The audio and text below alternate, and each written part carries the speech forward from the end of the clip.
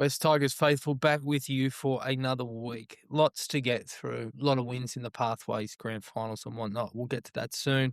And obviously a rather famous regular season win against the New Zealand Warriors. But firstly, we want to send our condolences to the entire Johannssen family in the wake of Noah, a good mate of ours, passing over the weekend. Really, really tragic news. And Mac, I think you really put it together beautifully over social media in terms of what he was to us and how we viewed Noah. And I think it's probably appropriate for you to probably say a few words in the wake of such a tragic set of circumstances.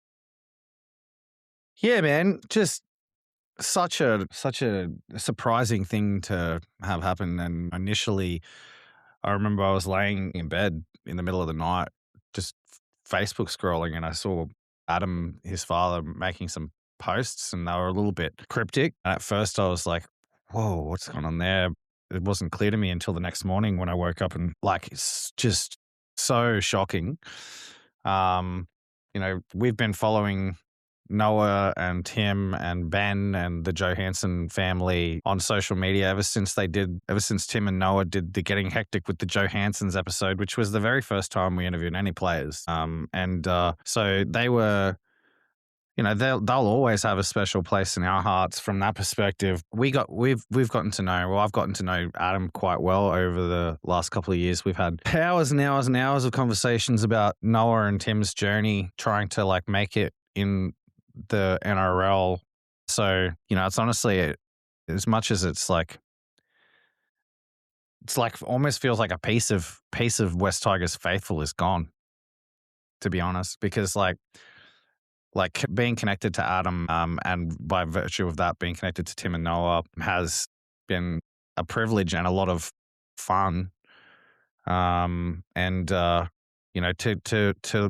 leave the world at 22 when you have so much talent is a tragedy. And as you said, um, you know, our condolences do go out to the Johanssens. They're faithful family. And what I mean by that is they have a lot of faith in God, and you can tell that their faith in God is getting them through this. The way that they've been talking about this publicly is a testament to them. I feel terrible for Noah's mother yeah, like it's a terrible situation. Just spare a thought for the Johanssens and be good to your loved ones because, life is fleeting, unfortunately. And yeah, I guess that's about all I'll have to say. Rest in peace, young man. You were a hilarious, hilarious dude.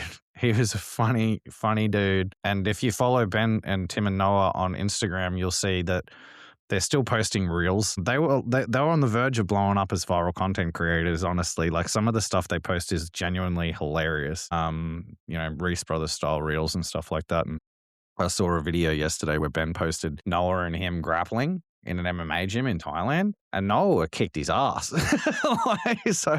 And Ben's a professional MMA fighter. So I remember when Adam was telling me when his boys were kind of like stuck in reserve grade, he was like, they were thinking of, becoming MMA fighters, and they're actually pretty good. And video proves it. Like Noah could handle his business. So it's an interesting thing to be following them on social media now because they're putting out content that's showing Noah. Like, I mean, he was a great kid.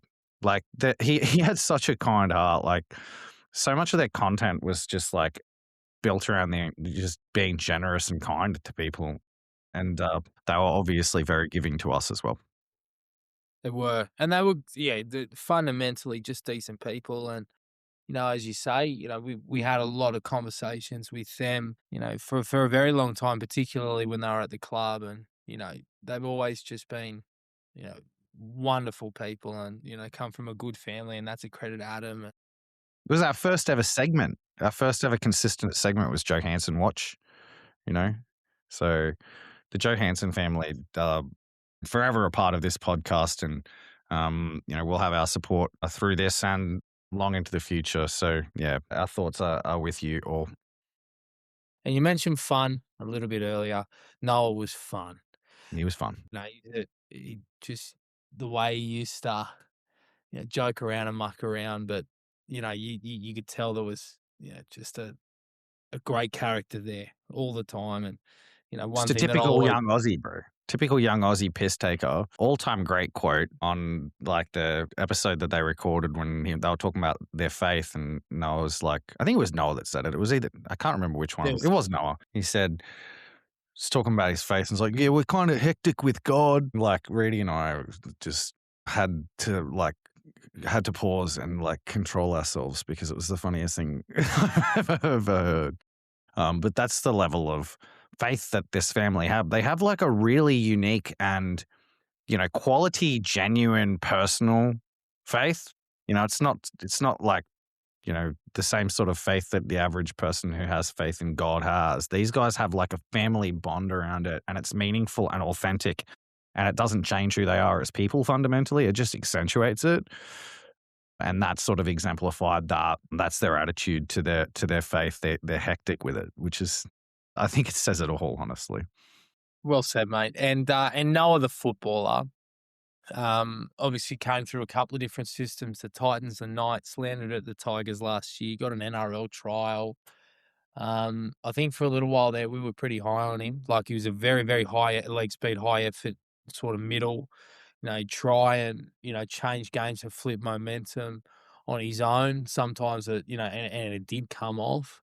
Um, yeah, he's one that, and middle forwards always take time to develop. He was one that was, probably built for the modern game. And, obviously we'll always be wondering what if, but yeah, I don't think his football talents can be understated either. There was a player there Absolutely. for sure. Well, again, deepest condolences to the Johannssen family at this time, and thought it was a really good touch from the club to acknowledge it, given obviously what Noah gave for the club during his time here through a lot of different grades. Ron Massey, New South Wales Cup, Jersey Flag. So yeah, thankful for that. All right, we had two grand final wins over the weekend that I think are a good place to move towards. I've got One of myself a which, sick whiteboard here. Just want to, like, yeah, I'm going to introduce the whiteboard. It's going to be a new feature of the West Tigers Faithful podcast moving forward. We've got the West Tigers Faithful official whiteboard now. So our segments, you can see what's coming up.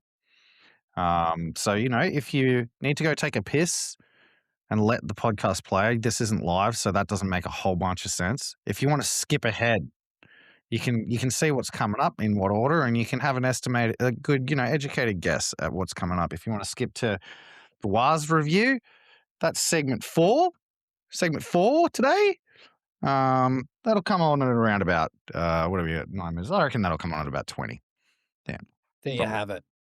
So obviously victorious in the Andrew Johns Cup and the Laurie Daley Cup. MacArthur McExcellence, as those not familiar with the whiteboard or couldn't see it, is what Mac wrote on his whiteboard. Let's start with the under 16s at Andrew Johns Cup. Look, Newcastle were well on top early to the point where the first set wasn't ideal. We actually conceded points, but I thought we did some really, really good things, particularly around young El Masri, the hooker. I thought when he came on, he changed the game. Yeah, he caught an offload around the corner off the scrum from the left to centre.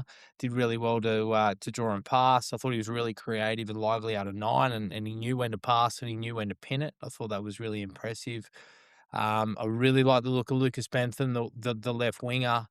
I thought Bryce Blatch was strong in his carries and his offloads and scored a good try with his massive frame to sort of barrel over.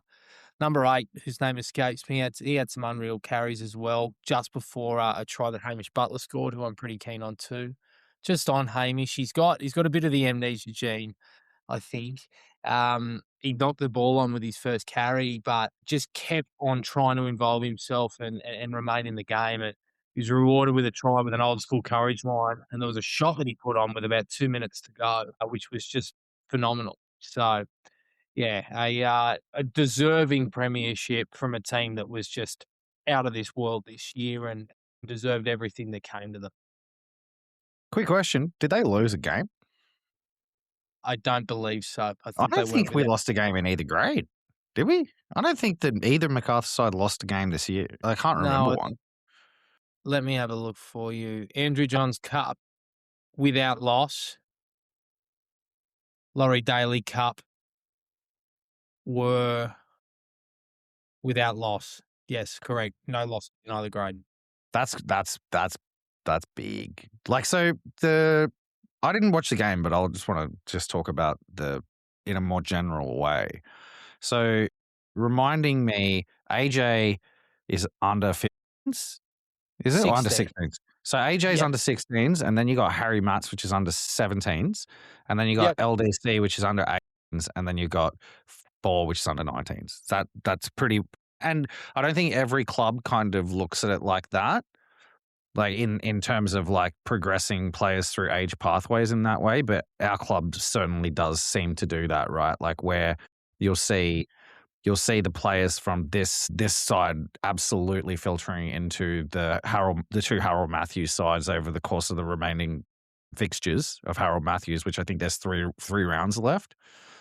If No. not, is there only one? There's only one and Westall got a bite.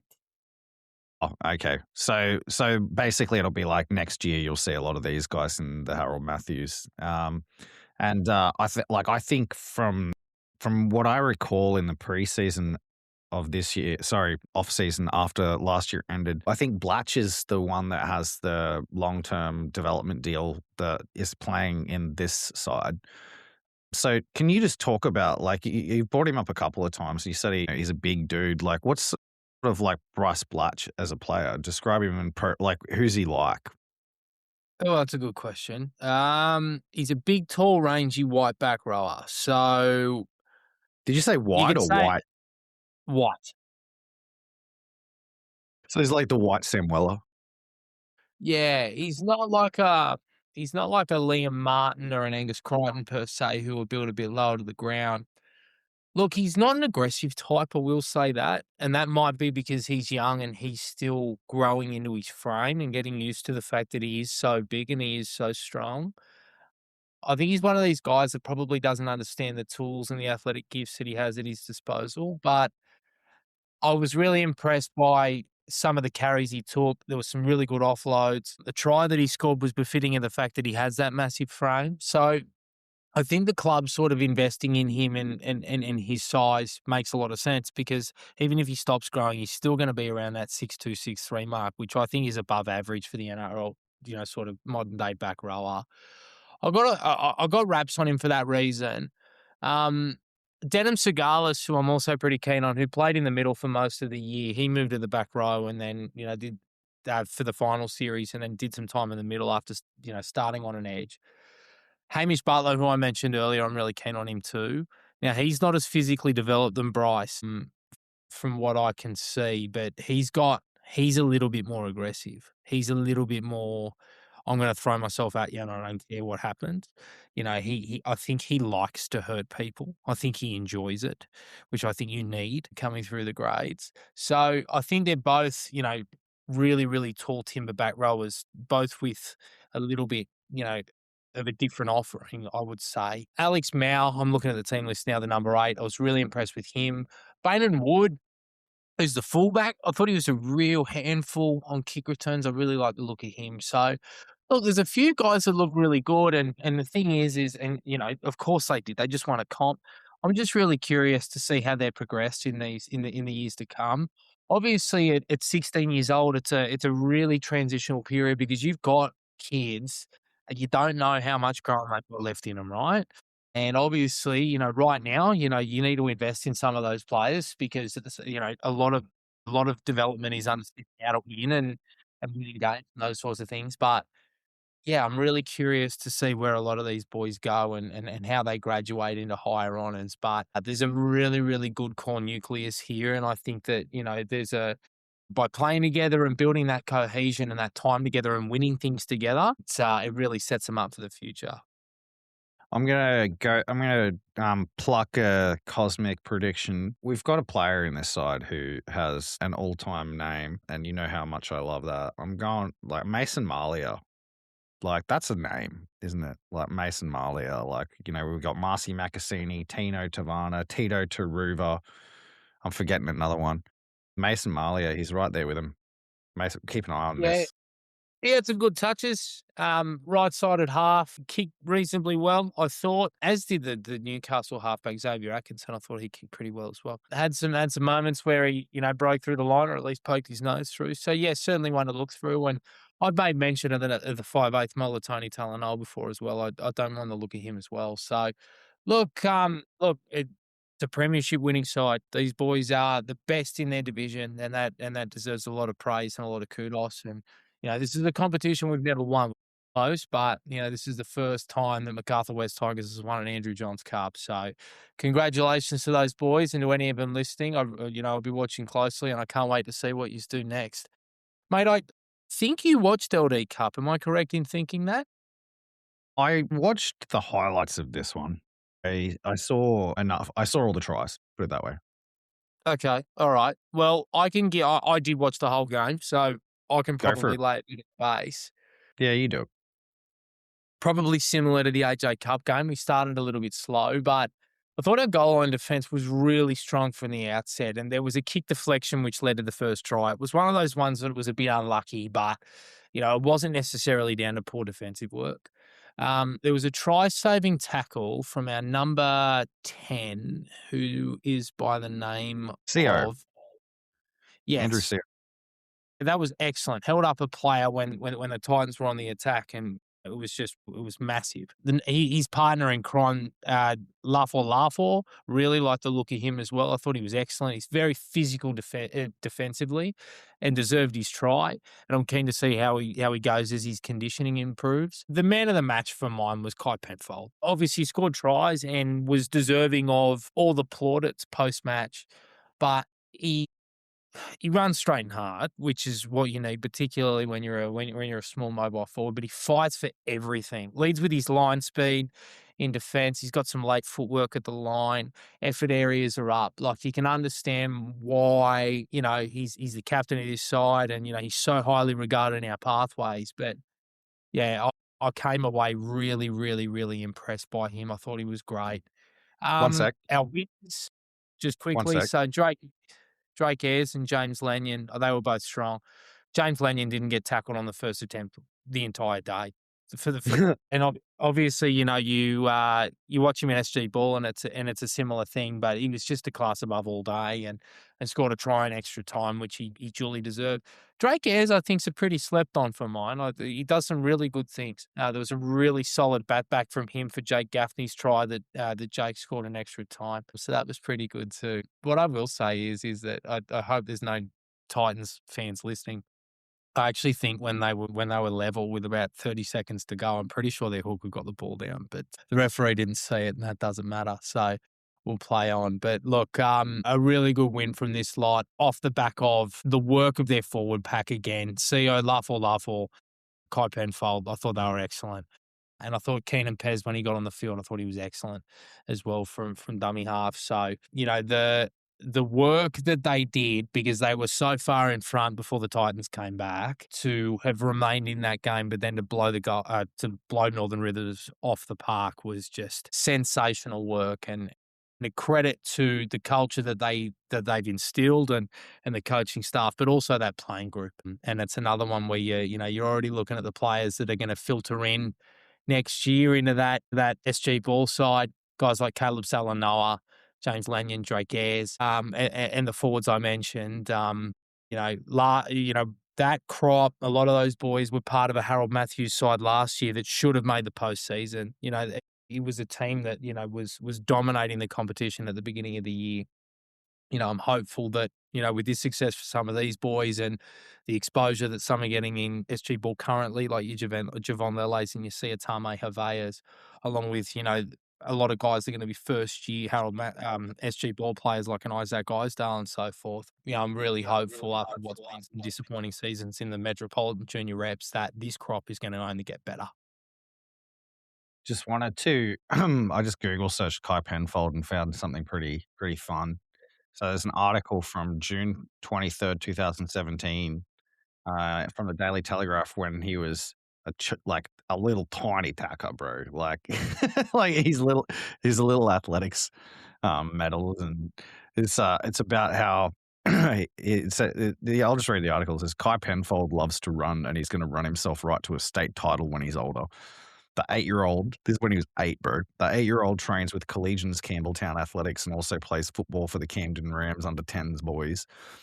Mum Tracy said she was proud to see Kai nominated for a local sports star award in the category of young sporting spirit for his sportsmanship and dedication. He said in the article he loves sport and running and he wants to make it for athletics and to play footy in the NRL when he's older. And that was 9 years ago. And here he is winning man of the match in the grand final of the Laurie Daley Cup. So that dream from 9 years ago is, mate, he's inching closer and closer. I It think is he's a it's not likely lying type. dormant. It is No, alive. he's a likely type, this fella. I honestly really love these two competitions because it's like the fact that the Northern Rivers Titans made the GF and are playing in like the New South Wales WRL junior leagues. It bodes well for both the Tigers and the Titans. Like that's two clubs who have been historically performing very poorly lately to in this grade make the GF. And the Titans, they drew the game back to 22-22 with like 6-7 minutes left on the clock, 5 minutes left on the clock.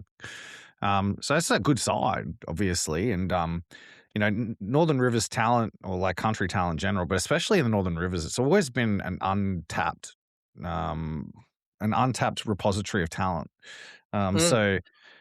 It's a cool comp.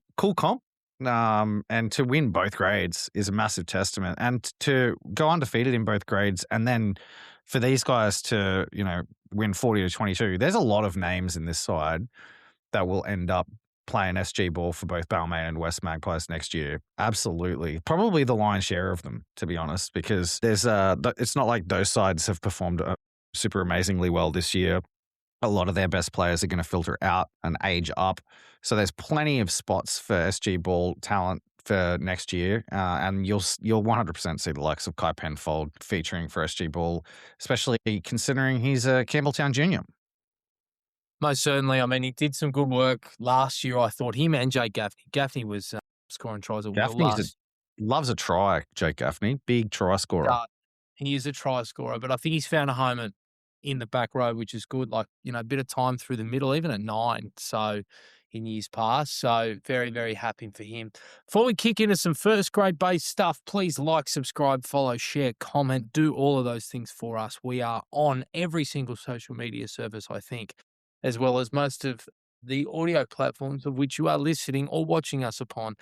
Hit those bells so that way you get the notifications and you can listen to us immediately once I hit the upload button and interact with us on our social media as we cut together clips and all the other good shit that we typically have going at any given time. Before we review the Warriors game preview, the Eels game, and so on and so forth, I guess the main thing in the news cycle, realistically, beyond Terrell May's podcasts, is Stafford Toll's back, but it's in New South Wales Cup.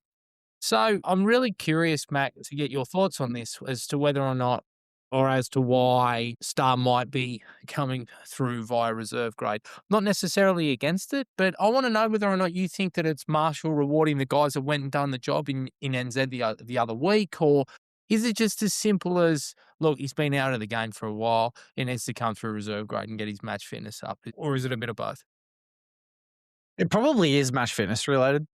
Because otherwise, I suspect he would have been like named in the jersey Herbert's named in. Because like, there's no way that like Patrick Herbert's genuinely above him on the depth chart, right? So like, the fact that he's not been at least named on the extended bench in first grade means that they're very specifically trying to put like mileage into him, I think.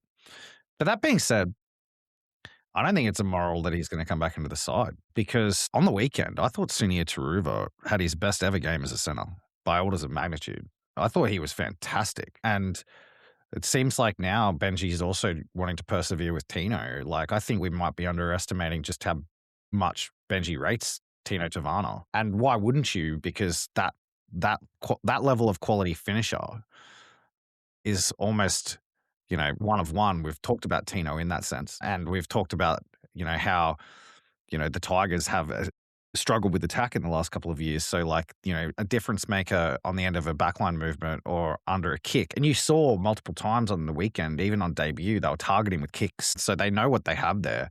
It looks like a bit of a game plan. Like they're trying to actually like put points on the board through Tino. So yeah, I don't think it's moral that Star comes back into the side, to be honest. While ever we're winning, I think we won't see Benji tinker with the format all that much at all while we're winning.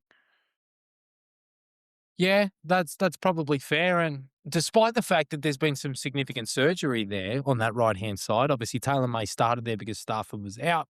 Now Tito's come into the centre, and there's effectively two guys, not necessarily out of position, but have been moved around. But they seem to be handling it really well. Now, I think that's obviously got a lot to do with what Kai Pearce-Paul's brought, and Adam Dewey now is a pretty solid player defensively. But nonetheless, it's nice to have options, and even if it is simply around match fitness, it's good to see a bloke like Tino rewarded for his efforts last week and remaining in the side.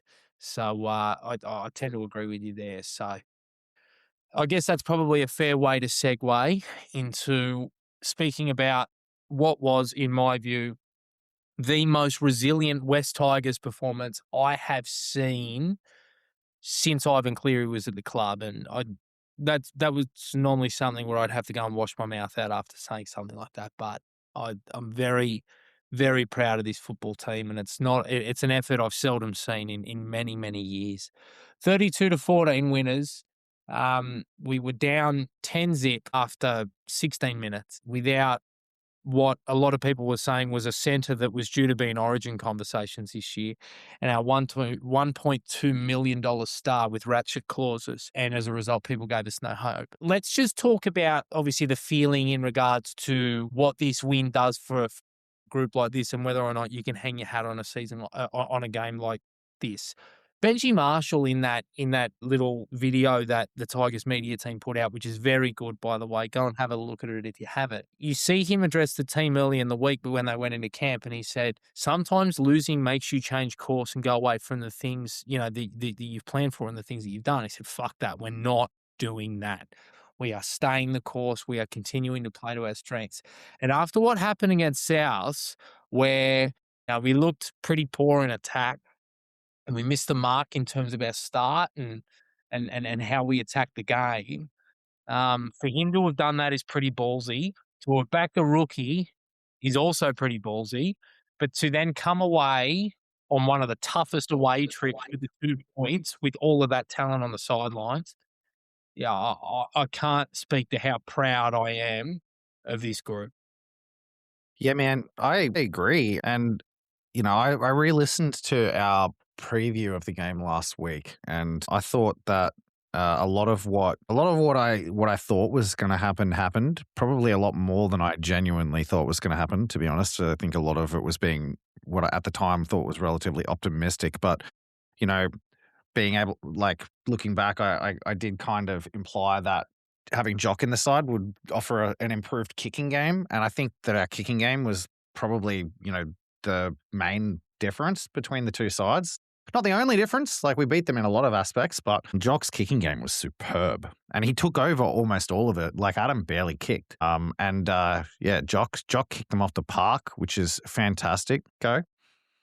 Yeah, I want to talk about Jock, not in regards to an I told you so to, people who might be a detractor of his or just to simply peacock our own opinions.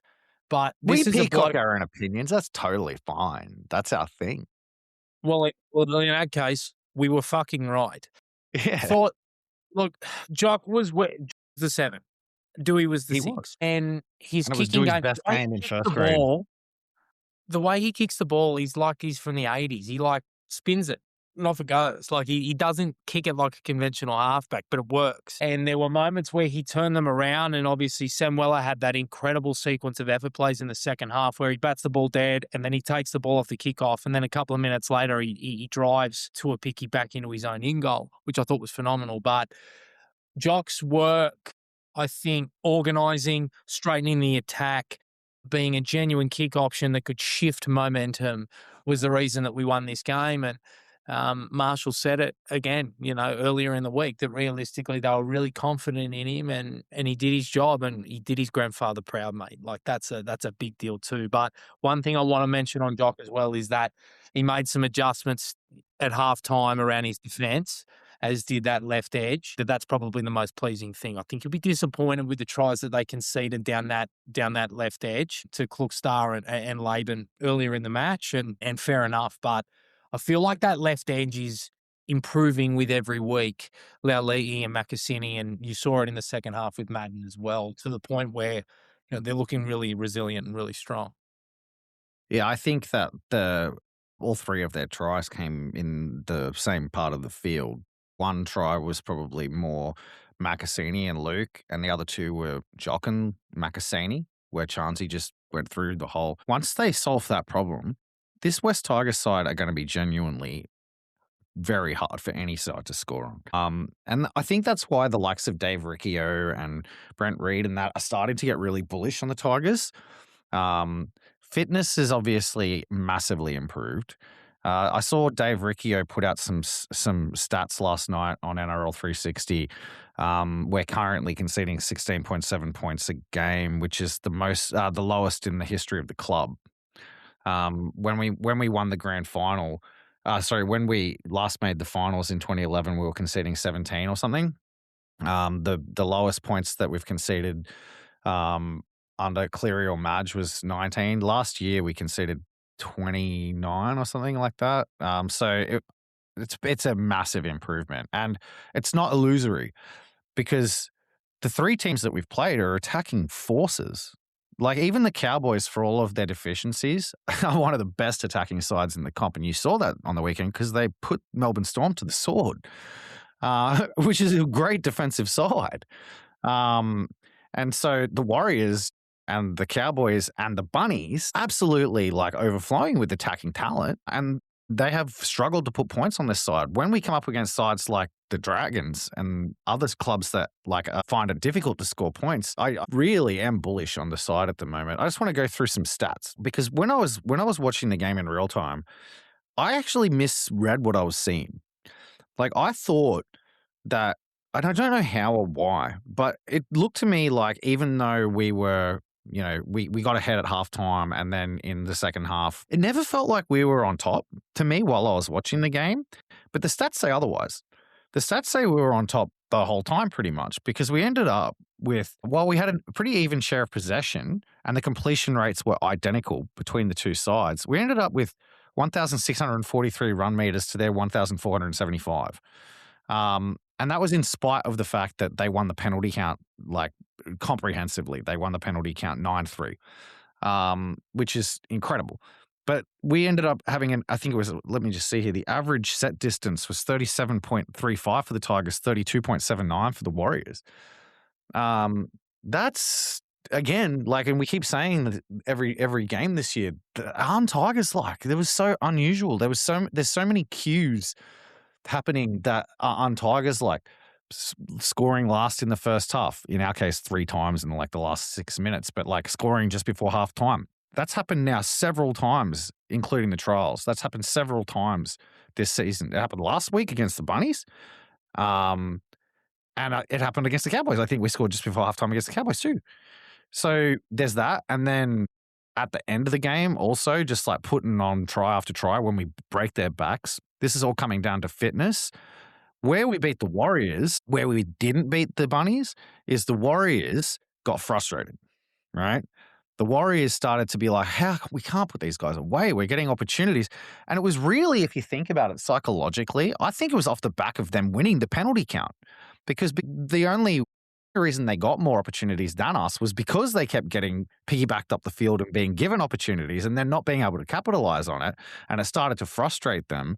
And then when it started to frustrate them, it led to a few errors here or there. But more so, it just led to them just not enjoying the game. Like the Warriors' body language at about the time where we scored the second try, or even just after we scored the first try, really, you could see a complete change in the Warriors' body language. They went from like up for it in the contest to like to a man gassed, and then all of them suddenly realizing that they were actually drowning and the West Tigers didn't change a thing.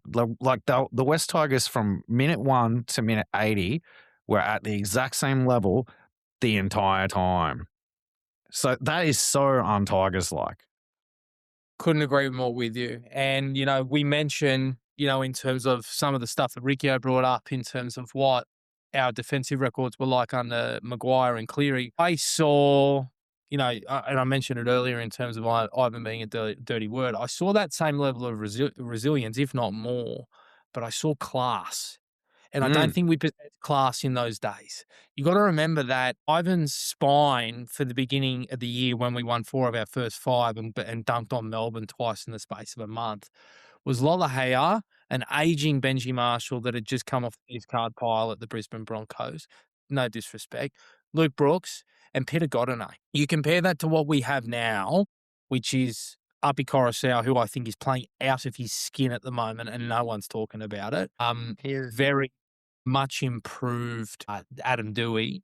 Jock Madden is there currently, but Jerome Luai typically, and Jareem Buller, who, for all his faults, I thought toughed it out on Friday night. I thought he had a really, really tough performance, was safe under the high ball, was good at, supporting, and took some difficult carries for his team and had some good moments defensively as well, I thought. So, and then, we're going to talk about the forward pack, but yeah, just the class on show in this side. It's allowing us to absorb so much defensive pressure and then still put 30 points on teams that don't concede that much anywhere, let alone their own backyard.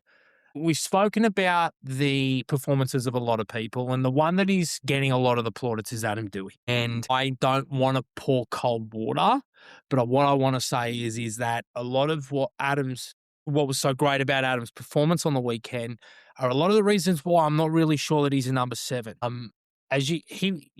The work that he did in terms of the breaks that he made, a lot of that was done from work on the inside, namely by guys like Jock Madden and Latu Fainu, who I thought was phenomenal when he got on the field, to the point where his first action was to force an error from the leader of the Daley M count. I look at Adam and I wonder whether or not him remaining at 7 is a long-term viable option. I do believe that there is a genuine possibility that he can remain a leader and an organizer.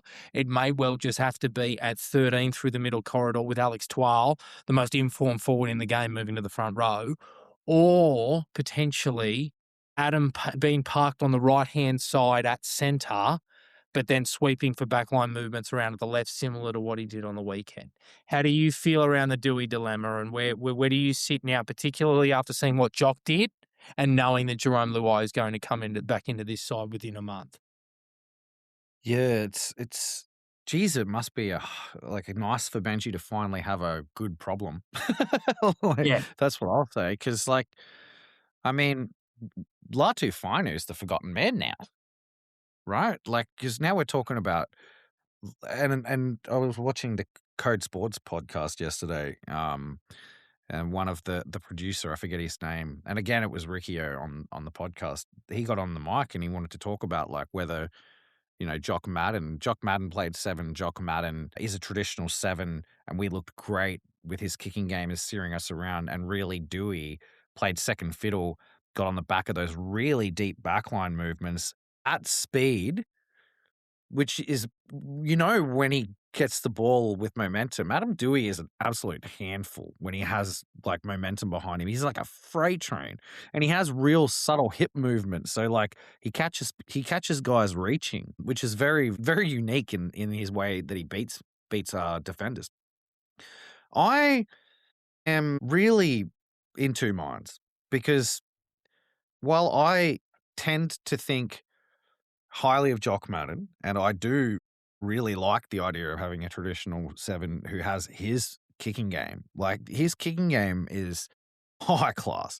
He's got a far better kicking game than Jerome Luai, and he's got a better kicking game than Adam Dewey. Not a far better kicking game than Adam Dewey, but it's better. And he's got a way better kicking game than Latu Fainu, that's for sure. So I like it, but I can't fault the Adam Dewey at 7 game plan, because it's working. I can't fault it. And it would be playing with matches to tinker with that, Like, it would be playing with matches from a psychological perspective. It'd be playing with matches from, like, what it does for Adam Dewey's confidence. Adam being told he's the man and, like, owning that 7 and being the on-field general is why he's playing the way he is. And would you really wanna change that? I certainly tell you one thing that I don't wanna see, and that's Adam Dewey moving to right center. I do not think that's the answer. I think that maybe to 13, I'm kind of a little more bullish in that sense, primarily because I've seen that we have a 3 half shape in our arsenal now, and I've seen it work now several times. This is the first time that I've seen it in first grade, but they did the same thing in the trials several times, and it was good. So when Latu came on, I really thought that that was, the best we looked when Latu, Adam, and Jock were all on the field, and Latu was getting in at first receiver, playing the pivot, getting right out the back to Jock, who was then biting in a second time and getting Dewey even further out the back, and then their defensive line was shot every time we did that. I really like that, and I could totally see Adam playing that initial role, although he is a ball hog, so he might end up taking too many hit ups and not actually pushing it out the back enough.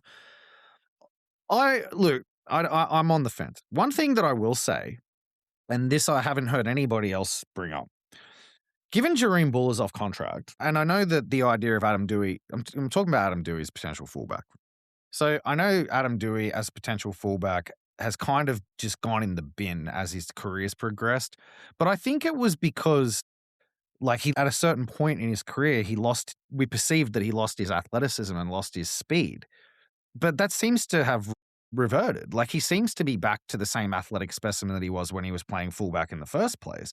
He wasn't the most athletic fullback. He's more like a Clint Gutherson, like, elite mode type of potential fullback, the way I see it. But the role that he played on the weekend was much more like a fullback than it was even like a 6. You know what Agreed. I mean? Like, so Adam Dewey coming around and being the third man on those backline movements on either side of the ball, he give people fits with the shape that we're running. Obviously, we're doing it with Buller, but Adam Dewey beats a one-on-one way more often than Buller does, to be honest. Adam Dewey will pull through an arm tackle 100% of the time. Buller doesn't pull through arm tackles quite so much. Obviously, Buller's faster, and think you'd make the argument that Bull is more agile on the feet and can step a man. The eye test doesn't tell me this. The eye test tells me that Adam Dewey is just as likely to beat a man with his feet than Buller is. So, given that Bull is off contract and Adam Dewey signed long term, I'm not saying we should make the move now because I don't think it's necessary. But I am saying that if Jareem Buller forces our hand, I think that the solution moving forward is probably to put Adam Dewey back at fullback. And we are talking about this a couple of weeks ago about, like, what do we go to market or what? And I said, I'm not super stressed if Jareem Buller leaves. Well, I think the answer is now abundantly clear. I think that if Jareem Buller leaves, you go Adam Dewey back at fullback, and then you proceed with either Latu Finu or Jockman at 7, Luai at 6. I think you're fine. I think you're laughing. I don't think there's a problem with that at all. I don't hate it now. It's interesting. He looks so slow, but he manages to burn players on his outside. So I'm not too sure. But look, the thing is for now, and as you say, we're winning games with him wearing the 7 jersey on his back. And psychologically, that may be more important. That realistically, we may see Latu Fayunu come on and have more of a dominant role playing as, sort of a third pivot through the middle corridor. And, as we've said from the outset, as long as it continues to deliver wins, it doesn't really matter how you're going to get it. And the reason that we are winning so many games is because of this forward pack. I spoke about it last week in regards to, I believed that, to that point, and they probably still are in a lot of ways, that the Warriors are the best pack in the comp. Oh, they certainly were in form. You got Fisher Harris, who's a 4-time premiership winner, captains his country. You've got Jackson Ford, who was leading the Daley Ams. You've got 2 big mobile back rowers, one of which is one of the better talents that's come out of New Zealand in Halasima. You've got Aaron Clark, who was phenomenal last year, genuinely, he's an international. Another international in a Mitchell Barnett and Murata Niokore. I thought that, our lot stood up to them. And people are going to look at stats and go, oh, Terrell only had 8 runs. Fanua only had 7, 9 runs, however many it was. They had to do so much defensive work. And the amount of hours that Marshall has put into these blokes on the wrestling mat, on the field, getting them fit, helping them to win the collision. It's clear. Like our middle forwards, I would not swap them for anyone right now. Royce Hunt, our great mate Tiger Cast, I'm pretty sure he said to me that every single one of his tries that he scored for us has gone up disallowed and has come back green. Every single fucking time. I don't know what it is, but it's like the referees He's don't also trust. he's also butchered heaps of them. That's why they keep going. That's why they keep going up. He's got over the line and dropped the ball like half a dozen times. Yeah, it's confirmation bias. It is. There's two I want to call out. Sione Fainu is one. We have been big, big fans of Sione from the moment that he came into first grade, and he never looked out of place. But there was also concerns around his defence, and we willingly put our hands up around that. And even as recently as the Penrith trial, there were concerns. I think the way that he has gone to work defensively has been excellent. He's been so good from that perspective. Has barely missed any tackles. He moves laterally a lot better than what he was, which is again a credit to Marshall. And he's just imposing himself in the contest with ball in hand. But the one above all that I think is worth calling out of this middle contingent is Alex Twal. He's aggressive. He goes into collisions, whether it's in attack or in defence, wanting to hurt people. He gets up over the ad line. It looks like he possesses a lot more speed and acceleration than what he once did. He's offloading. He's passing. Look, Laurie Daley's not going to pick him because he doesn't like Tigers players. Realistically, that's the reality. He But if likes you want Twal. He likes Alex Twal. Trust me, Alex Twal is the exception to that rule. I know where you're coming from, but I have seen Laurie Daley light up when he talks about Alex Twal. Alex Twal is the type of player Laurie Daley actually likes. He's just no nonsense. He's like likable in a kind of like beta kind of way. Laurie likes Alex Twal. Don't write this off. We can affect this narrative, Reedie. Twal for Origin is on, brother. Don't be defeatist. listen to these stats, right? Because a lot of people spoke glowingly about Patrick Carrigan in the game corresponding that night. Alex Twal played 70 minutes. And another thing I'm going to credit to Benji. Thank you for finally anchoring our middle rotation around Alex. It was not meant to be anchored around Terrell. You've done the right thing. Alex had 15 runs for 132 metres, 39 of those post-contact. He had a line break assist. He had 5 tackle breaks. 5.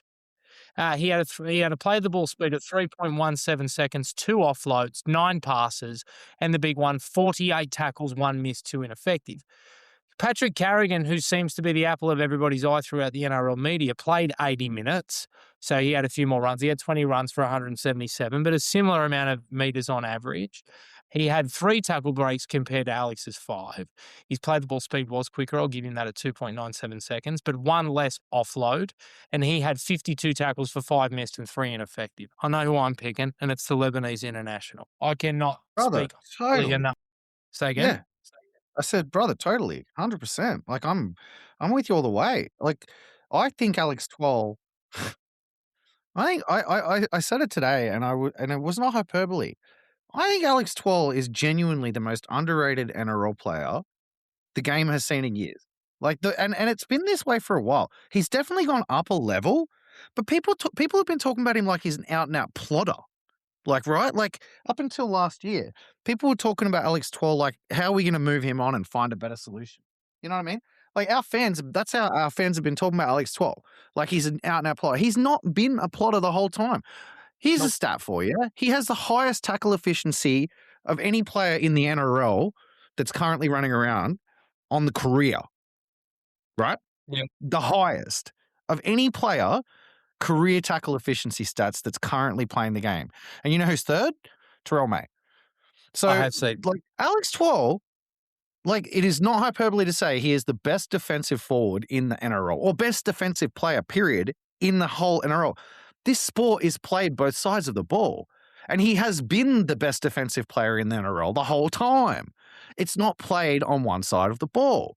Right? So at worst, you've got a guy who lays claim to being the best defensive player in the NRL. And the way our fans have been talking about this guy has been ridiculous the whole time. And I've been saying it the whole time. And so is other people in our server. Like there's this like anti-Twal rhetoric, well, I'm glad to see that it's dead, because this guy, now that he's actually been given the role of the high minutes forward, and now that he's being given the confidence to actually throw the offload, and he should be playing Origin. He is the form middle player in the NRL. There is no way somebody like Max King should be being picked in Origin ahead of him. There's no way even Stefano Utekamano should be being picked ahead of him. Terrell May has now lost. He's now down the pecking order because of his pack mate. There's no way anybody at the West Tigers would say that Terrell May deserves Origin over Alex Twal in form. Alex Twal should genuinely be considered for New South Wales Origin, this version of Alex Twal. And it's not the first time. Let's cast our mind back a few years, back 2020, 2021. People were genuinely talking about him as potential Origin player back then. Well, he's in his prime now. He's peaking. Like, props. This is the age that they actually become the best versions of themselves. So, hell yeah, I am all in on Alex Twal. I think he is a huge part of why we are performing as well as we are. I want to bring up the other side of the equation to your point about how well our forwards are playing, aside from the ones that we just waxed lyrical about. I'm just finishing off, but what I want to show you is the tackle efficiency and tackle stats of the forwards that you and I have called out as being problematic. We know Taylor May, and we know that Terrell May and Alex Twal are defensive stalwarts and have not been the issue for us at all. But it's actually remarkable to see what our other linchpin forwards are doing when it comes to defense. Now, I'll start with Kai Pearce-Paul. Now, Kai Pearce-Paul came over with good tackle efficiency stats, and that's translated. He's got tackle efficiency of 94.6. If you cast your mind back when we did this breakdown initially last year, there was only two NRL forwards in our club that had tackle efficiency stats over 90%. Right? Kai Pearce-Paul's come in. He's made 106 tackles on the season at 94.6%. That's elite. Vonu Abole, who has been a massive issue with defense in the middle, has made 71 tackles at 92.2%. Again, considering the opposition, right, we have played three good attacking sides that can beat you. Samuela Fainu, who was a very serious defensive liability, his tackle efficiency stats last year were around 87.7%. You want to guess what his tackle efficiency stats are this year? I'm going to say 91. 100 tackles, 97.6. Yeah, and wow. Sione Fainu, who you called out, 98.3% from 57 tackles. That's the difference. That's it right there. There's why we're winning games versus why we were not winning games last year. That is the difference. Those four players, Kai Pearce-Paul coming in has been Kai Pearce-Paul. Those other three have gone to a completely different level, and it'll be all thanks to the fitness. That's what it'll be. It'll be 100% thanks to the fitness. That's remarkable for Sione and Samuela. Like, that's elite of the elite areas. On the weekend, by the way, only two players in the side missed more than one tackle. That's crazy. Last year, we had 2, 3, 6, 5, 4, 7. Like, when you looked at the missed tackle counts, yep, we had two players who missed more than one tackle. They both missed 5 each. It was Jock Madden and Hiamasi Marcassini. Right? So if you're looking at ways to, like, improve this side, it's like arrows pointing at exactly the problem. You called it out. It's that corridor on the left. It's that and that alone. Everywhere else, we are fine, bro. More than fine. Sides are going to have absolute panic attacks trying to score on us anywhere aside from in that left corridor. So when Taylor May comes back, Taylor May goes to the left. Taylor May pushes Marcy to left wing. Taylor May is a fantastic defender. They're not going to target him anywhere near as much as they target Marcy and Jock. Jerome will come back in. Mate, this side is a force. There's a lot to like, mate. A lot to like. And just really quickly on Hiamasi, he made some errors, both defensively and with ball in hand the other night. But what I will say is most important for his development is that he made readjustments on the run. He didn't take a backward step even after Fisher Harris whacked him twice. But most importantly, I think for him, the lesson is that the team still won. That realistically, Marcy, you have the right to make errors because we will defend them for you. That realistically, we want you to take risks and we want you to roll up your sleeve. because at the end of the day, we know that we can defend these errors. So you have the right to make them. It is so important for a young player's confidence to be in a winning team despite the mistakes that they make. Realistically, we haven't had that before, that we haven't had the quality for a lot of these young blokes that, look, you're allowed to make the mistake because we can defend it. And this is our most prodigious talent that we have seen come through these grades since James Tedesco. And yes, at centre, there's been some growing pains. And realistically, if he was on the wing, it might have been a different story, right? But these are the lessons that I think are really, really important for him. And for him to be doing it in a winning side, I think is amazing.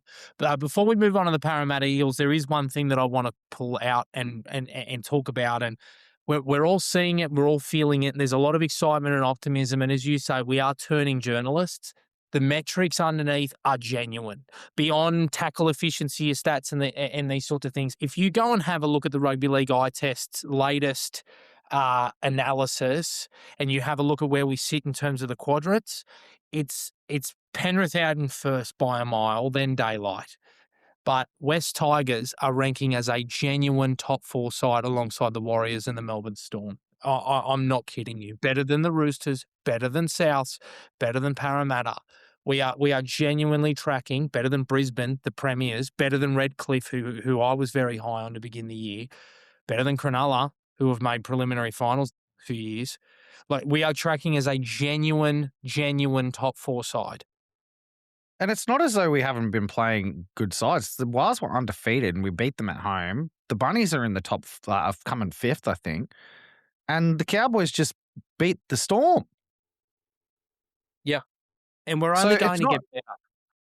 Yeah, it's not as though and we just did that on the weekend without our most highly paid player and co-captain, by the way.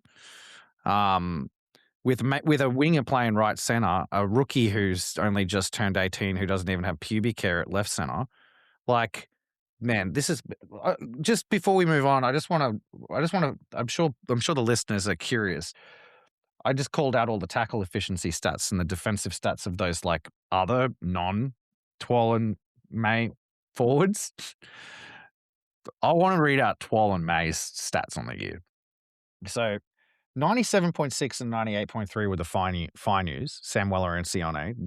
Those are elite areas for like 3 games defensive tackle efficiency stats.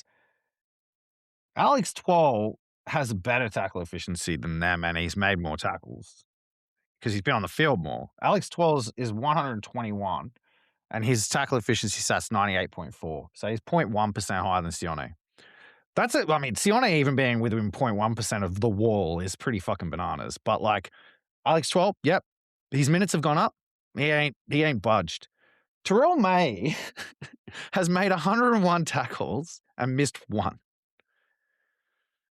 Terrell May has 99% tackle efficiency. It is remarkable just how big of a difference Kai Pearce-Paul has made to this side. Like, it's because that's what the main thing is. That's the main difference. That's like the only change in terms of player, but it's that, and it's Benji Marshall working the Finus and Fonua to the bone. That's like made all the difference.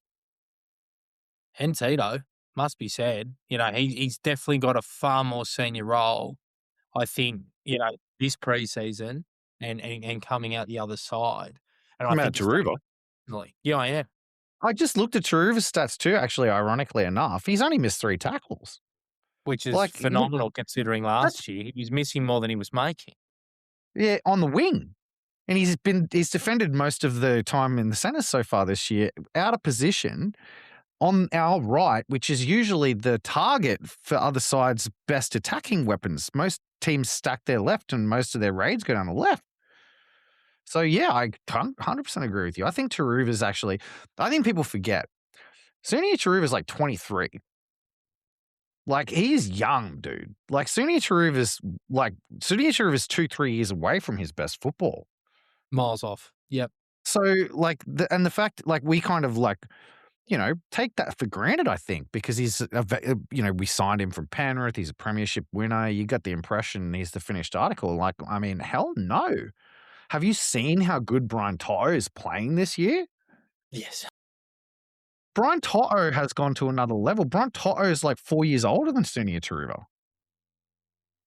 It's crazy to think just it's the greatest rugby league nursery, like, ever. Like, Ma Manchester United always talk about the class of '92 and those sorts of guys. Like, this Penrith generation, it just defies belief. Like, obviously the systems that they put in place is one thing, but at the same time, you've got to have a bit of luck to have some of these players come by. And people talk about who's the greatest winger of all time. It is Brian by a distance, In and his he's all time? easily, easily. Easily all time? Have Man, you that's ever a seen a winger? I'm not even talking about Penrith. Let's talk New South Wales. Have you ever seen a winger that good? Like, realistically, I for know New the South GI. Wales. Oh, yeah, like, every single game that he plays in Sky Blue, he is amongst the 3-2-1s every single game. I think your argument might have legs because of longevity, to be honest, because Toto's now been, like, this good for, like, 4 or 5 years in a row. But in terms of peak, I'd say I don't know if I'd put these names above him, but I'd find it hard to say Toto was a better winger at his peak than, like, Wendell, Lottie, and even, to be honest, Hopper. Wow. Okay. I'll back you up, Like, but but from Hopper what Hopper I've Hopper's best was for, like, a year. Like, at Hopper's best, he was like Dan Earl's version of Lomu. But, like, Wendell and Lottie were yeah, but they both defected and went to Rugger, right? So Toto has actually, like, consistently been like this for years and years and years. I'm trying to think who else might be like, and obviously, New South Wales wingers, like, New South Wales got by for a long time during their peak years with, like, some pretty some pretty interesting players on the wing, like Roddy Wishart and stuff like that. But yeah, no, like, you may have a point. Brett Morris up there. I think that Semi Radradra probably would have been the greatest winger of all time had he not gone to rugby union. I thought he was phenomenal. Same with But Marika. yeah, he was up there too. I just look at Brian Toto and what he's done in terms of reinventing, the game, and I would argue that wingers are more important, and he is a driving influence of that in order to be able to have executed that game plan and that strategy from Ivan Cleary. Four Yeah, I agree. premierships, 5 grand finals, Origin series, the list goes on. The only thing that he is missing realistically is to take the international stage with Samoa, and even then, like, he plays well. I think that the Pacific Championships final he'd like to have over again, but yeah, for mine, I think he's the best by a distance. But You should I just know a lot of the nominate old himself blokes. for the I Bruce. know a lot of the old blokes who listen to this will be unhappy with No, me. look, that's actually an interesting topic, Jared. That's not something that I've ever heard anybody say. So I've never really sat with the idea that Brian Toto is the best winger of all time. I think that's not a general common rhetoric, but, like, when you really sit with it, it's interesting. Obviously, wingers of the era is an older, even 90s and older, very different impact on a game to the wingers of today. Mm. There were guys like Martin Afire and Larry Korowa and stuff, Tigers greats of the past that were, like, superb footballers, but, they pretty much were just on the end of backline movements, and they'd score long range tries because they were fast as hell, and the game was, like, so much slower back then that, like, speed was so much more important than it is now. As you say, Toto's got so much more importance when it comes to the game plan in terms of how he comes out of yardage and like, even as a finisher, like, some of the try he scored the other day where he kicked it twice was just like he was taking a piss, bro. Like, Insane. it's like he saw Mark Nawaqanitawase last year and was like, "Oh, I can't let him take my crown," and just decided to just show everyone who's boss. Yep. So, yeah, you may well have a point. Brett Morris is a good shout, but I can't say Brett Morris was a better player than Brian Toto. No, no, I tend to agree. I just think B-Moz was at the top of his career for a very long time, and you look at his performance in the 19 grand final, the Roosters don't win that if he doesn't perform. He caught every single bomb, and he was under aerial assault that night, and his try-scoring record and his ability at the international level speaks for itself, but What I will say anyway. what I will say before we move on is I think that by the end of his career, I think your statement will age well because he's got so much football ahead of him. Oh, he's 27. He'll play till he's at least 34, I'd say, unless like something terrible happens, maybe even longer. Um, Mate, imagine the numbers by the time that he's all said and done. So yeah, Yeah. by the time he's all said and done, I think you'll age pretty well. I think a big reason for it, but to be honest, is that players who may have challenged him for the crown of best winger ever tend to find themselves playing fullback worse than they would on the wing. Yeah. Yeah, that's a really good point. And when the concept of fullback money came in, Yeah, it changed the remit for a lot of wingers for sure. yeah. So Toto not being a good prototype for a fullback's probably given him the rails run on this particular crown. Yep. What a player he is. He's amazing to watch. Mm. And he could have been ours if he had it his way. Let's Imagine move if on we to had the Greater Western Sydney. Imagine if we had the Greater Western Sydney club in the NRL. oh, we wouldn't lose. You know, imagine if the Macarthur catchment and the Penrith catchment and the Parra catchment and the Dogs catchment was just one club. Would they ever lose? Very rarely, I would wait. Very rarely. But if they were run by the Holman's Barnes group, they'd be running dead last. hey, hey, they're doing all right this year. Yeah. Yeah, I don't think it's there. Did you hear the Holman Barnes Group are potentially going to purchase a stake in the Central Coast Mariners? I did. I wonder if Sean's got anything to do with that. That's an interesting observation. He was part of that club, wasn't he, Sean? I mean, like, Was. Yes. Yes, he was. A life member. Um, all right, let's move on. Easter Monday, 4:00. We will play Parramatta. It's a Parramatta home game this time, disappointingly. Our side remains unchanged. There are some changes to this Parramatta side. Obviously, Matt Dury, who I am a big fan of, the poor bastard, he's done an ACL again. That's heartbreaking. Isaiah Iongi has a syndesmosis, which I think is a fancy way of saying a very heavily sprained ankle. He's out for 8 weeks. In his place comes in Joash Papali'i, who I like, but he had some heart and mouth moments over the weekend. Game's fascinating because we spoke about styles make fights, and I thought in a lot of ways we shaped up similar to the Warriors that we played last week. But this Parramatta side are the antithesis in a lot of ways of the New Zealand Warriors. Their forward pack is very, very light on. You've got a back rower in Jack Williams and a former 5'8" in Dylan Walker as two out of your three middle forwards and an aging junior Barlaw there as well, who I will admit looks very good this year, but nonetheless, he's not getting any younger. You have these outside backs who can be a real problem. I think Bailey Simonson is slept on in terms of his yardage game. He's very, very hard to put down. He's strong and he's quick. Addo Carr, you normally see wingers slow down around age 30. He has not lost a yard of speed. And Sean Russell has had this incredible transformation into basically being a budget version of Herbie Farmworth, and I mean that genuinely. For mine, the biggest problem is always their 7. He loves to play us. He always has from the moment he left the club. He plays us like he still has a bee in his bonnet and that we did wrong by him however many years ago it was. And last year, a game that we genuinely thought that we would come away with 2 points with, he turned it on his head and produced one of the better individual performances I've seen in a regular season game ever. And that is the genuine worry. Parramatta, they zip the ball from side to side. That is going to be a massive problem for that left edge that we spoke about earlier.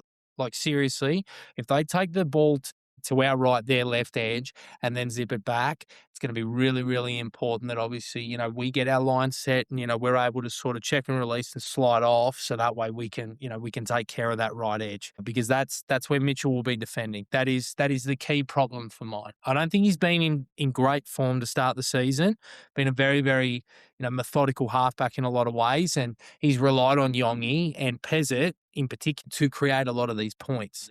But if there was ever a game he was going to wake up, it's this one. And I think that he's, as always, the danger man. But you shut Mitchell down and go a long way towards winning this one.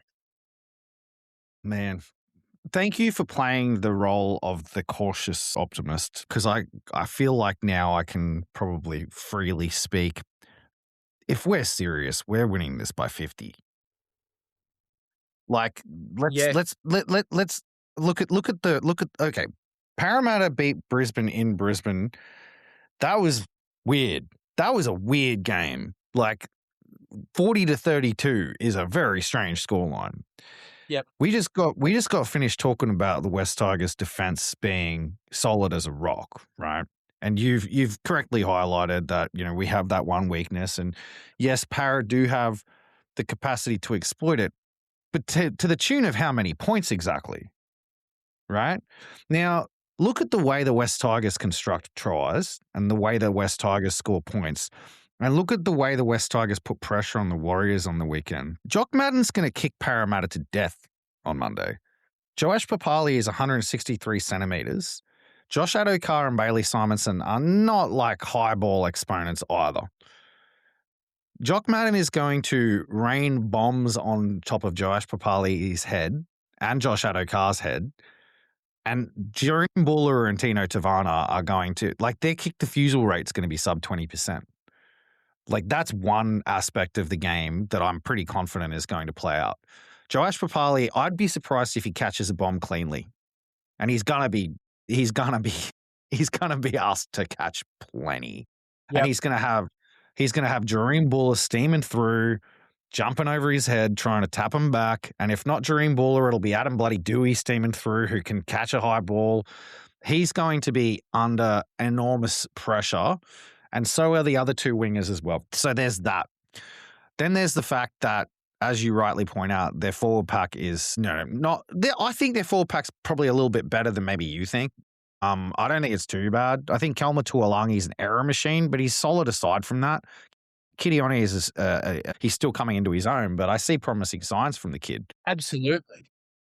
Each of these players in the pack, especially in the back row, are like defensive liabilities. Kelma is always good for conceding a try or two. So I can totally.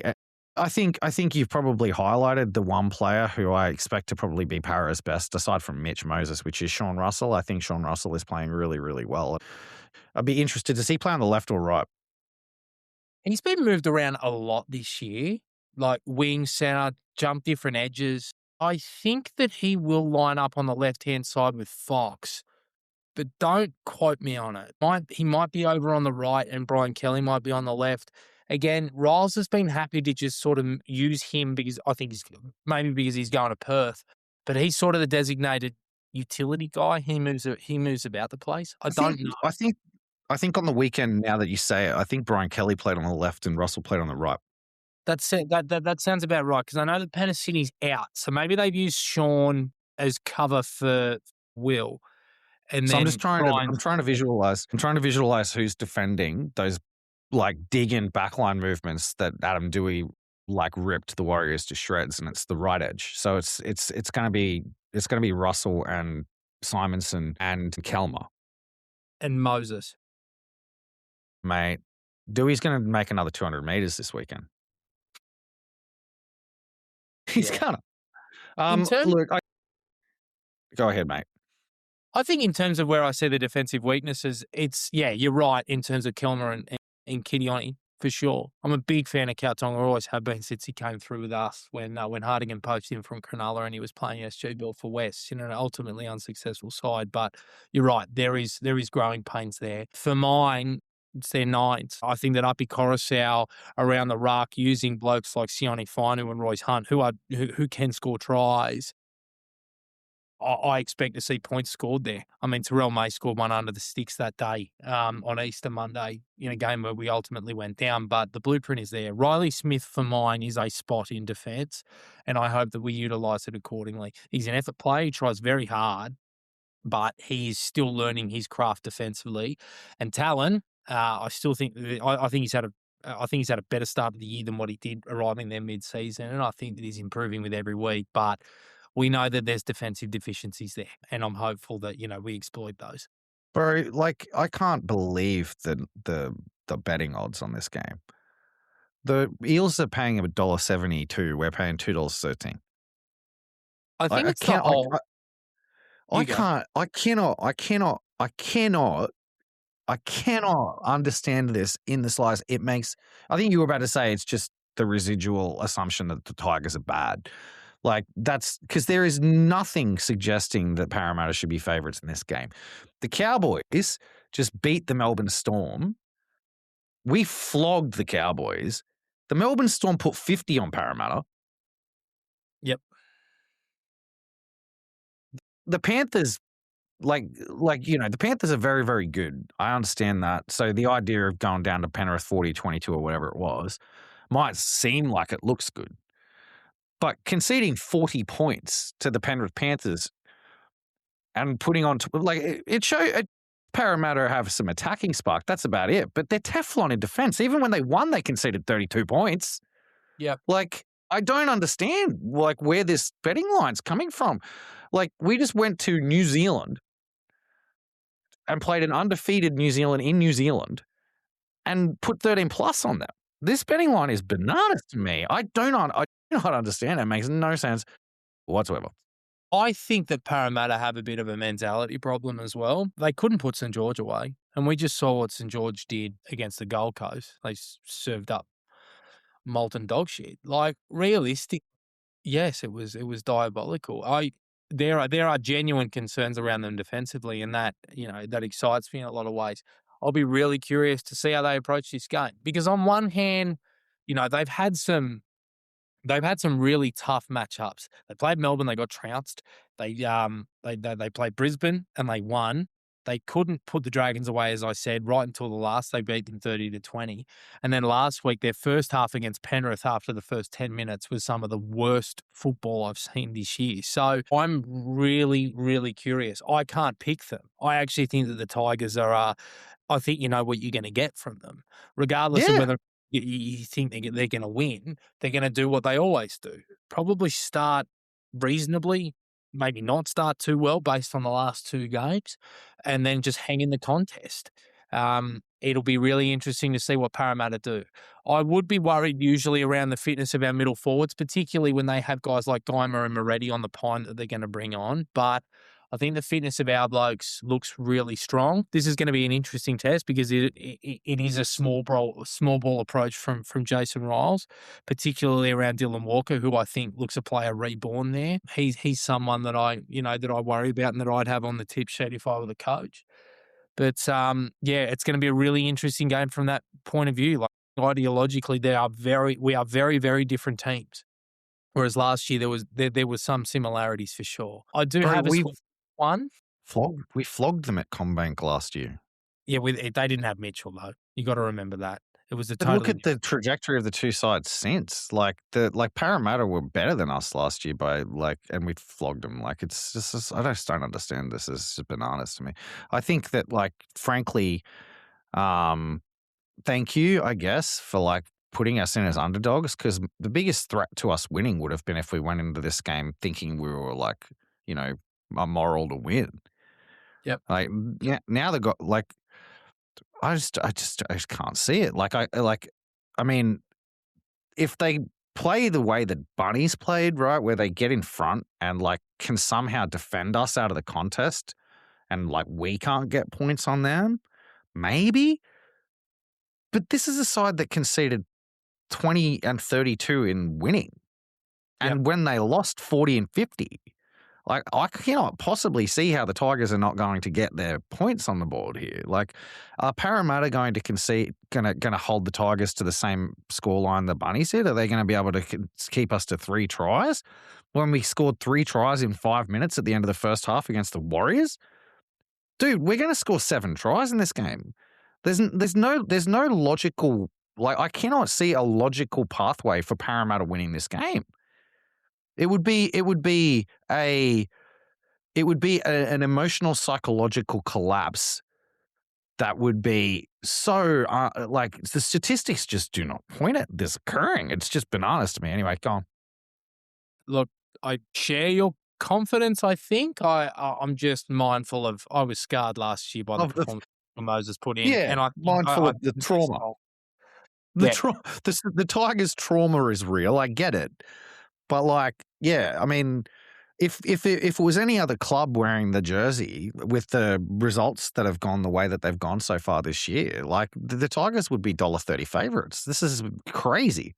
Mm, We would be, okay. wouldn't we? Like, I mean, coming off the back of defeating the undefeated Warriors in New Zealand with a forward pack that's like the conceding the side that's conceding the least points in the NRL against the side that's conceding the most. Like, it's what are we doing here? Yeah. I've got us to win. I just don't know if I just don't know whether it'll be by as much as you think. But I'll let you have the last word before we breeze into pathways. Okay. Um, Look, the let me describe how I see this game playing out. I see the first 5 minutes being possibly even. I see one route being that the Eels get their backs up because of the universe giving them a six again or a penalty and jagging a try. Like, that's like worst case scenario. So that's like, let's talk about that as universe one. They get an early try because of some bullshit, right? And then the like continued worst case scenario potentially is that gets them confident and they go bang, right? And then suddenly they're up 10-0 and that's the third week in a row that's the case, that we're behind by 2 tries. As soon as the Tigers stabilize, they're 7 tries better side. So like in the worst case scenario, I see us up, I don't know, like 24-10 at halftime and probably ending up winning 40 or 50-16. That's like, to me, that's the worst case scenario. What if we get the early rub? Game changer. Game changing. I am unironically going to predict that we're going to win this game. That would be incredible. I am unironically predicting we are going to win this game 66-0. Love it. All right, let's move on. Let's go into pathways. This is the first time that I watched Jersey Flegg in depth, and they came back from losing positions twice to win this game 36-30. Thought some early errors really killed us and allowed the Warriors to get on top early. But again, the fight that these blokes showed, I thought it was really impressive. Our good mate Balmain Boy mentioned that this was a very, very typical Shane Sultana coach performance. And in the wake of chatting to Logan Brooks last week, I can definitely see why he says that. I thought that our spine were really, really good again, particularly Logan Brooks.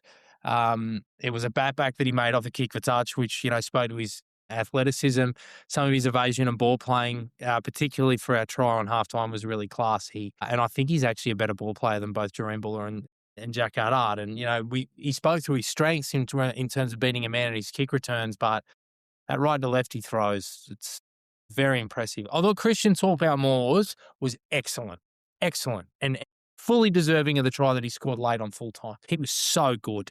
Won the collision often, poked his head through, passed the ball a couple of times. I thought he was great. Jesli Adagaga, who Logan actually mentioned, who we've been fans of for a long time, I thought he defended really well. He attacks with varying tempo, like what you've seen with Jock in first grade. I thought he was great. Archie Duncan, he was our best player for mine, a former West Tigers faithful special guest. Just like he just won the collision constantly, similar to what I said about Christian. But he's a bit of a longer minutes front rower. I thought that some of the carries he took were sensational. I thought some of his defensive work, his line speed, his fitness, his effort areas, his urgency, just so good. The number 7 who we poached from South, whose name escapes me, Bailey Smith. No. Bailey Smith, I think it might be. Oh, yeah, it is. I was a little critical on him, certainly when I was watching initially. Thought that there was a few times where he opted to run the footy when, playing deep into the line and passing out the back or playing short might have been the order of the day. But tell you what, it was his running game that he backed, and it was what turned the game for us when we were down, 30-20. He scored a great try to kick off the comeback, and then there was an offload that he made for Heath Pritchard's try, and then he cut him open with 2 minutes to go as well. That looks to be a solid recruitment at the moment, and he's combining well with young Heath, and I was impressed with that. Phoenix Godinay did some good things. I thought that his opposite back row, Byron Lau-Pepper, he's filled out heaps. We've always been high on him. Some of the shape that they play off him, particularly with Logan sweeping around the back, is unreal. He had a one-on-one strip, which I thought was a really good moment. He's got a great right to left pass. This team looks really good. We've been pretty high on them for a little while. It's just mainly for them, just like it is for a lot of junior reps teams. It's just not falling asleep defensively. I think that their centers have got a little bit of work to do, and they probably admit that. But there's a lot to like there. Did you see much there on that flag game, mate? Unfortunately, I missed it, but I mean, I think that the Tigers are a very big chance of going pretty far on that in that comp this year. That's a very good looking side. Um, it's it's again, it's interesting. I think you just mentioned Ethan Roberts, or Yeah, he's maybe you back. mentioned it a bit earlier. He's back, and they put him straight into flag. You know, we've got some top 30. We've got some kids that train every day with the top 30 squad running around in flag at the moment. Quite a few of them, which is unusual, and bodes well for the flag side's potential results this year because Jared Hayward and presumably Roberts and even Will Craig, like Will Craig's braining it at the moment in that grade. You know, it's kind of unfair to some of these other sides when they're training with New South Wales Cup and flag extended squads having to come up against these kids. But I'd be curious how much longer they keep. I know Jared's just been pushed back to flag, but I'd be curious to how long it takes them to start pushing the likes of Logan and Phoenix and that up into New South Wales Cup because I know that they have at least Phoenix and Christian and Jared are like most certainly first grade. They view them as first graders in the not too distant future, pretty near future. Yeah. And I know that I know Benji, as you can see by the speed with which that he brought Tino into first grade. Pretty much like I think Tino Tavana's played 2 New South Wales Cup games in his career now, and he's starting in first grades. The speed with which that they can find themselves in first grade, it can be pretty quick. I do hope. I know we're a little biased, Jared, We are. about our friend Logan Brooks. I know, we interviewed him last week and that, but the more I see of this kid, the more I start to feel a little bit of concern about the fact that he's off contract, especially because of his favorite team and the history that club has of plucking young fullback that we don't rate as well as they might. And Mhm. Farlongo, I know they like Farlongo, but I don't think that they have as high reps on Farlongo as maybe he deserves, to be honest, because he they were very quick to bring Pappenhausen back into that fullback jersey when Farlongo was kind of braining it. Even when Paps was underdone and playing injured, they were still like, yeah, we prefer Paps. So I'm not 100% sure that Melbourne actually see Farlongo as a long-term fullback, to be honest. I think at the moment their kind of hands are tied a little bit. So we might want to not talk about the fact that Logan Brooks' favourite club is the Melbourne Storm too much because they might get on his radar and if they come and knocking right now while he's off contract, it's going to be pretty hard for him to turn it down. Yeah, man. Um, Scary so hours. They gotta lock him up. Shannon Gallant, yeah, I definitely think they do. Even if it's just like next year he's on development and then, an upgrade 2028 or something like that, like he'd sign it right now. Like, you got to get the deal done. He's too good. He is very, very good. And he's a very, very hard worker and he's got a very, very good head on his shoulders. So sign him up. Look after him, boys.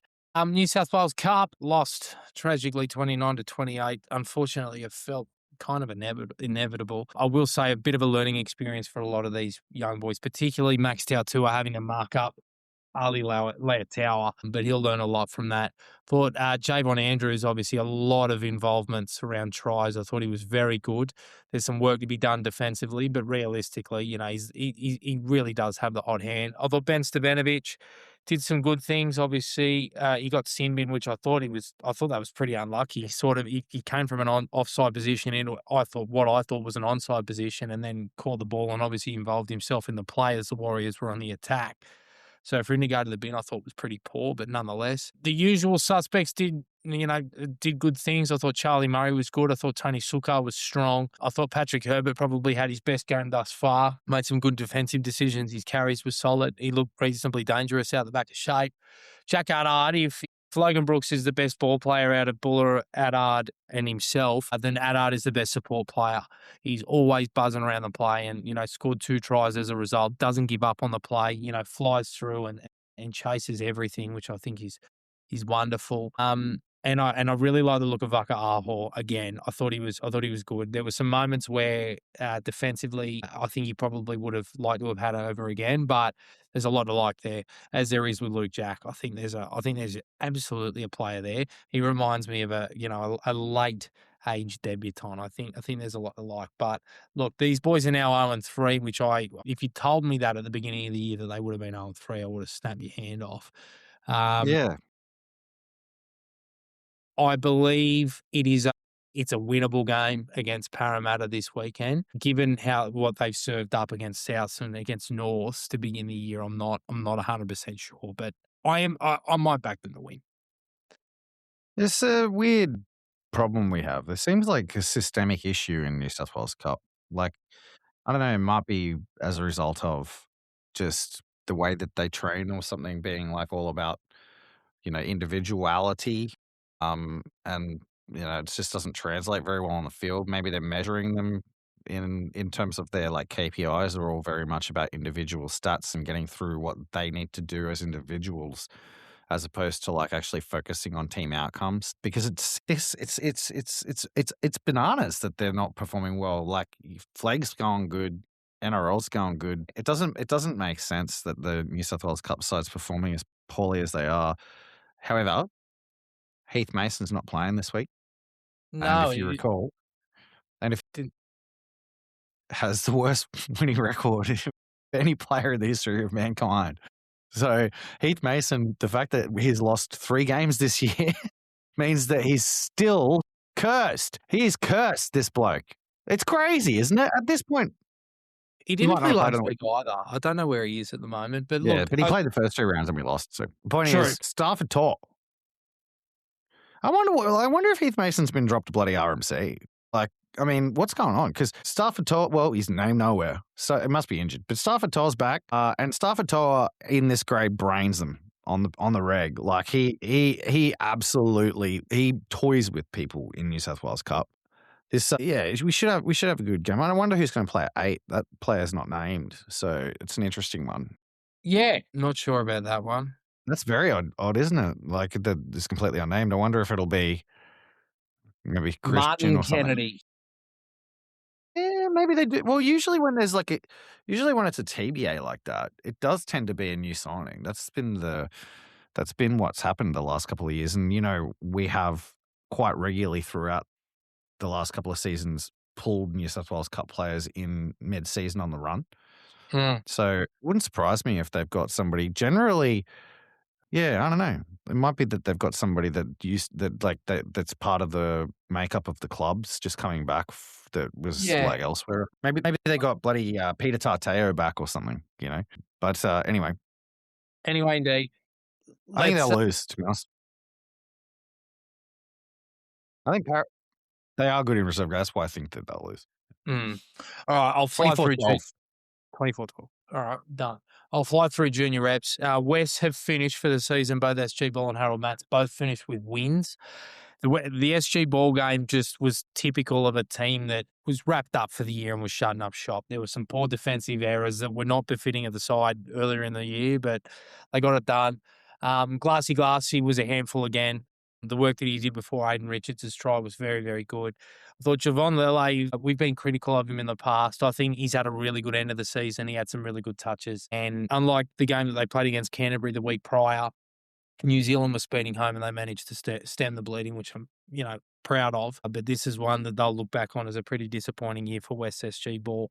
Similar for probably Harold Matthews, this is a team with a lot of really good individuals, namely Kingston Finau. Obviously, Isaac Isdale's been the guy that we've been so keen on all year, but I thought Kingston Finau was all class on the weekend. Yeah, I think he had at least 3 try involvements. He showed his potential yet again. It's just, for that kid, it's just growth. As long as he, has another couple of growth spurts in him, I think he's got NRL written all over. You're talking about Osdale? No, I'm talking about Kingston Finau. You think you rate him that good? Okay, future draft pick. Yeah, and his brother's excellent. We've had a lot of praise for him in the past as well. Jerome Cosgrave, he's played a bit of front row this year. He found a home on the right edge in the back row this week. He was excellent. created one try, scored another. That was really good to see. And he's a guy that's had some pretty significant raps on him for a little while. Look, just good to get a win and finish off what was, again, another disappointing campaign. Balmain, SG Ball was disappointing. First 20, they did a lot of defending, which just killed them off. And realistically, the Bulldogs were just running downhill, particularly in that second half, and that scoreline blew out, which was disappointing to see. Harold Matthews, on the other hand, hell yeah. This forward pack laid the platform, and the halves and the backs did the rest. They were excellent. I don't know whoever's coaching these blokes, but he knows how to get his halves to play deep and square. I've spoken a lot about Marcus Cesaro, who I've been impressed with, but the six, Mateo Rupina Dunn, just some really, really good lead-up work for Tommy Arroyan, who we're also very high on, who did the rest. And, that's probably an understatement. Some of the balls that Tommy threw and some of the work that he did in creating points was sensational. But the bloke that he created a lot of the points for is one James Kerr. He's a redhead, very tall, gangly outside back. He's been a kick target these past few weeks, and, he's been really good under the high ball, attacking the footy in good ball. But some of the lines he ran and some of the tries that he finished off were just excellent. Like, just such a good talent, and a guy that, I think has upside as a cult hero, certainly amongst us boys that love the pathways, but in general, as he continues on this current trajectory. All eyes on Balmain, Harold Matts. They are still eligible for the A. They're in contention. They're 2 points out. They need to beat the Bunnies convincingly and then hope the results go their way around the Bulldogs and Canberra. Obviously, they beat the Bulldogs on the weekend. Canterbury have got Parramatta, who are flying very, very high this year. And Canberra will have Cronulla, and Cronulla are currently placed below position. So look, it's easier said than done, but it's not out of the question. They just they need to have a good week against the fourth place Rabbitohs, which I think, regardless of whether or not the season ends here or not, it's a good test for them, given that they're a top four side. Mac, that was a mammoth episode, mate, but I think we've reached the end of it. I'll leave you for some last minute musings, and we'll get out of here and listen to Albo's fuel update. I was gonna do a quantum update, but I'm literally like prairie dogging, dude. I need to go. All right, mate. Well, there you have it. West Side Spatial. See you next week. Good luck to all the boys. Oh, seriously, We're only strangers.